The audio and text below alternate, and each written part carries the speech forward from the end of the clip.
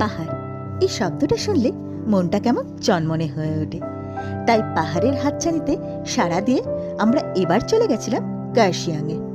1835-এ কার্শাং যৌতুক দিয়ে ব্রিটিশের অধীনতা মেনে নেয় সিকিমের রাজা। নেপালি ভাষা কার্শাং অর্থাৎ ভোরের ধ্রুবতারা, ব্রিটিশের মুখে হয়েছে কার্শিয়াং। দ্বিমাতে কার্শান রূপ অর্থাৎ সাদা অর্কিডের দেশ কার্শিয়াং।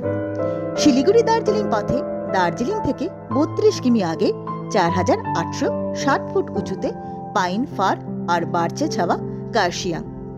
কার্শিয়াং বিখ্যাত শিক্ষা কেন্দ্র হিসাবে Victoria boys school, Saint Helen স্কুলের মতো বেশ কিছু বিখ্যাত স্কুল এখানে রয়েছে।